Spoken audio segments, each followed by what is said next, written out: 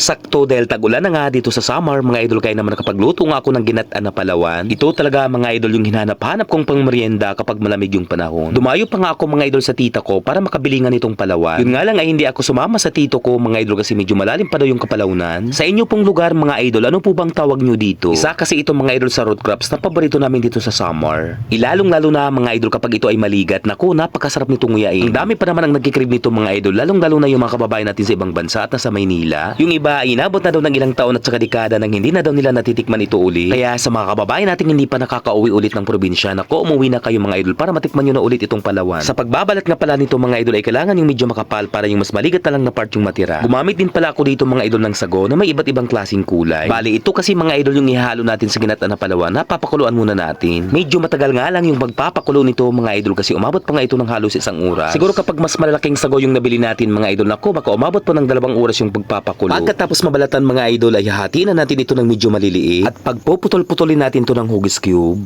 Maganda naman kasi mga idol yung medyo maliliit para mas madaling manguya. O diba mga idol, halatang napakaligat nga nitong palawan kaya siguradong napakasarap nito mga idol.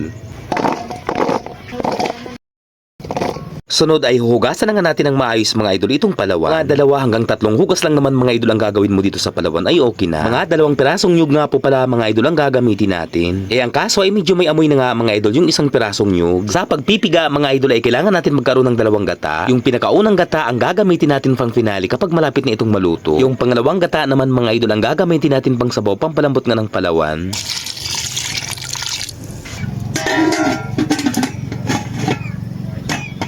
Bali, umabot lang naman ito mga idol ng 30 minutos bago nga itutuloy ang maluto. Naglagay rin pala ako dito mga idol ng vanilla para mas maging mabango na nga itong ginataang palawan. At isinabay ko na nga dito mga idol itong asukal para tumamis na nga itong palawan. Bago ko nga pala mga idol ibuhos itong condensed milk, ay ilalagay ko muna itong sago. Pinagalo-halo ko lang naman itong mga idol ng maayos hanggang sa tuluyan ko na nga inilagay itong condensed milk. Halos gabihin na nga ako mga idol sa paglulutungan itong palawan. Kaya sabi ko pag hindi naman ito maubos ngayong gabi ay mapapakinabangan pa naman ito bukas. Basta ang importante lang naman mga idol ay mapakulo ito ng maayos para hindi siya mapanis. So ito na nga po mga idol ay ilalagay na nga natin yung pinakaunang gata para mas lalo pang sumarap. At kapag kumulo na nga ito ng maayos mga idol ay tsaka na natin ito hahanguin. So ayan mga idol, tikiman time, kainan na. Grabe, napakabango mga idol at talaga namang napakasarap. Kain po tayo mga idol. Ginabi na tayo mga idol.